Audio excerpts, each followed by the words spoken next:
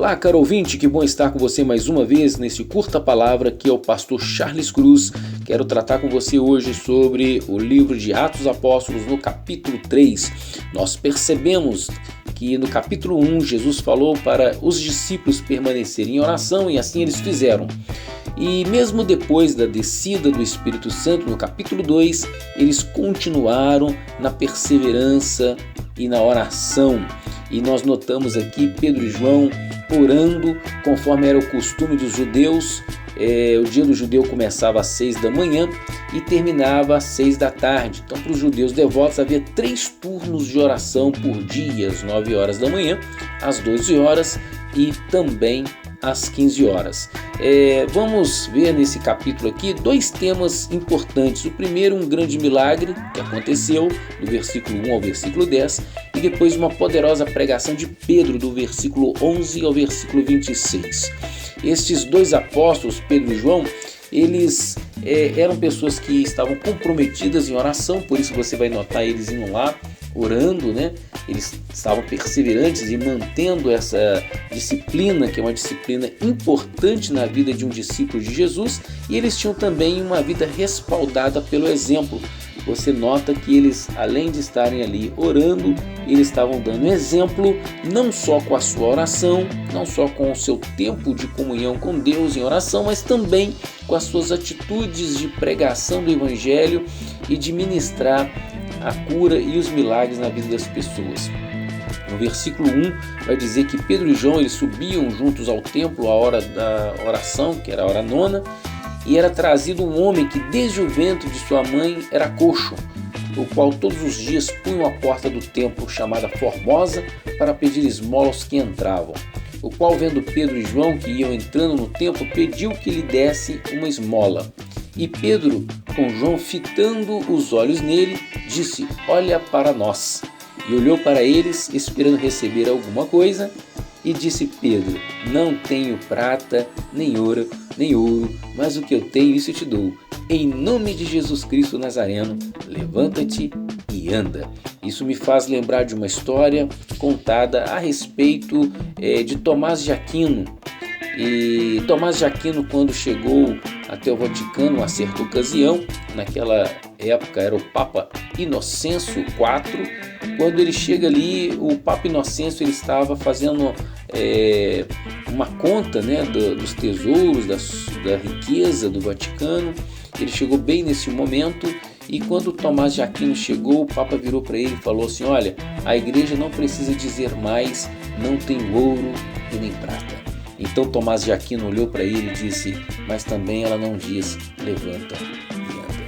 Mas quando Tomás de Aquino fala isso para Papa Inocêncio, você percebe que a grande bênção não necessariamente é quando se tem ouro e prata, mas principalmente quando se tem a unção do Espírito Santo para ministrar cura e milagres. Foi o que aconteceu aqui bem no iniciozinho do capítulo 3 desse livro de Atos dos Apóstolos, quando Pedro e João, fitando os olhos para esse homem coxo, que era um homem desde a sua infância, ele já tinha esse problema, era um problema de infância, mas agora Deus usa estes homens, Pedro e João, para ministrar cura na vida deste coxo. Aí, logo depois que acontece isso, a partir do versículo 7, vai dizer que, tomando-o pela mão direita, o levantou e logo seus pés e artelhos se firmaram. E saltando ele, pôs-se em pé e entrou com eles no templo, andando e saltando e louvando a Deus. Eu fico imaginando como é que foi essa cena. Deve ter sido um impacto muito grande para aqueles que sabiam daquele homem e da sua condição.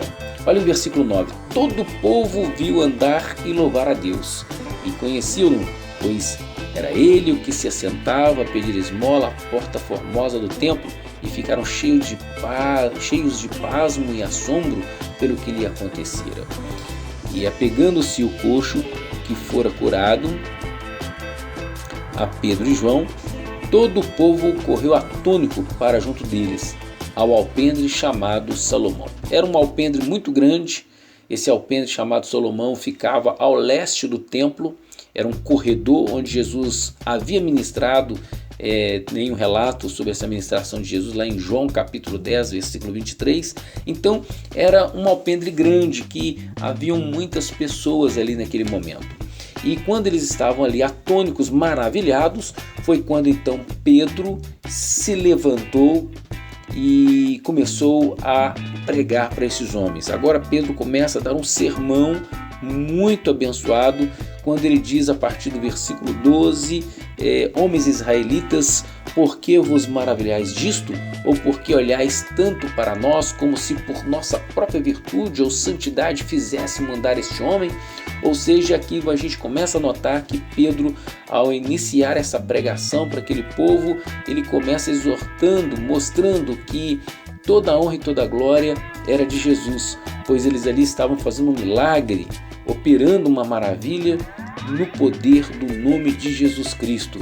E ele então começa a exortar este povo, dizendo que eles tinham matado Jesus. Versículo 16, pela fé no seu nome fez o nome fortalecer a este que vedes e conheceis. Sim, a fé que vem por ele deu a este, na presença de todos vós, está em perfeita saúde. E Pedro, quando exorta esse povo, mostrando que eles crucificaram Jesus e que agora este homem coxo, enfermo, estava sendo restaurado, restabelecido, curado no poder do nome de Jesus, Pedro então começa a consolar estes homens a partir do versículo 17, quando ele diz: irmãos, eu sei que o fizeste por ignorância, ou seja, vocês mataram Jesus por ignorância, como também os vossos príncipes mataram Jesus por ignorância.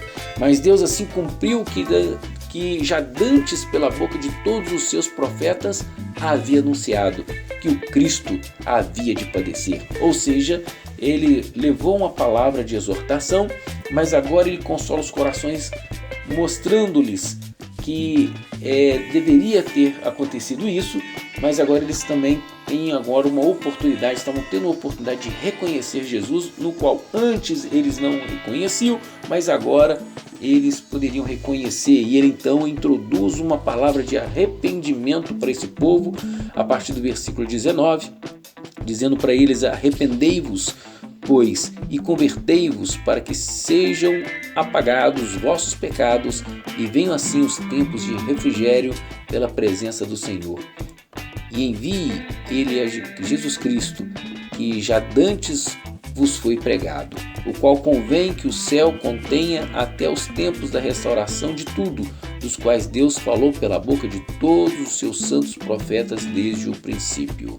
Logo após, ele dá outra palavra de exortação, falando sobre toda alma que não escutar esse profeta será exterminado dentre o povo, assim como os profetas desde Samuel têm falado a respeito de Jesus. Então ele está exortando esse povo, mostrando que a palavra estava sendo ministrada, mas nem todo mundo dá atenção a essa palavra, mas naquele momento ele estava sendo usado por Deus para ministrar mais uma vez a palavra da verdade para aquelas pessoas, porque ninguém pode se dar por inocente. A palavra do Senhor é levada aos corações desde aqueles tempos, como agora, hoje, você está ouvindo essa palavra, que é a palavra de Deus que chega ao seu coração neste momento. Ele depois, no versículo 25, ele vai encerrar o capítulo falando sobre a promessa de Deus ao povo judeu. Vós sois os filhos dos profetas da aliança que Deus fez com os nossos pais, dizendo a Abraão: na tua descendência serão benditas todas as famílias da terra. Ressuscitando Deus a seu Filho Jesus, primeiro enviou a vós, para que nisso vos abençoasse, no apartar a cada um de vós das vossas maldades. Então todos os seres humanos carregam consigo ali a maldade que veio herdado de Adão, mas Jesus, que é o segundo Adão, veio para restaurar. E todo aquele que recebe Jesus como Salvador, ele recebe também as promessas dadas a Abraão, como foi dito pelo profeta ou pelos profetas: na tua descendência serão benditas todas as famílias da terra, porque sois filhos dos profetas da aliança que Deus fez com os nossos pais. Então essas promessas proferidas agora são para aquelas pessoas que recebem Jesus como Salvador. Todo aquele que tem Jesus como Salvador recebe essas promessas dos profetas. Então essa palavra que eu tenho para você hoje é para dizer o seguinte, que nós devemos também perseverar em oração, estarmos perseverantes como Pedro e João, eles perseveraram, também os demais discípulos estavam perseverantes em oração, nós também precisamos perseverar em oração. A oração é algo que tem que ser praticado pelos discípulos de Cristo a cada dia, a cada momento de sua vida. Também nós precisamos ser ousados, como Pedro e João foram ousados. Quando eles ali, na perseverança da oração, foram usados por Deus para atuar na unção do Espírito Santo e fazer milagres, naquele momento eles também usaram a oportunidade, foram ousados e pregaram a palavra do Senhor. Foram ousados para ministrar a cura e foram ousados também para ministrar a palavra de exortação, de consolação e de arrependimento. Nós não podemos perder as oportunidades de falar do amor de Deus.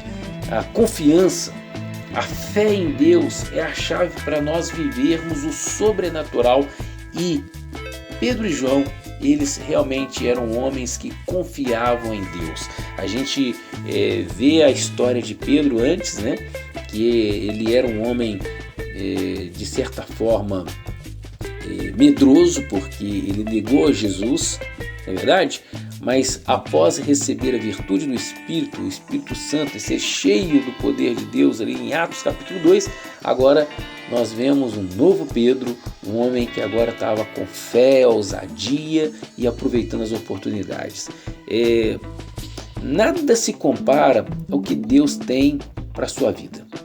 Deus quer te surpreender. Como surpreendeu aqueles judeus naquele dia, Deus quer te surpreender hoje também.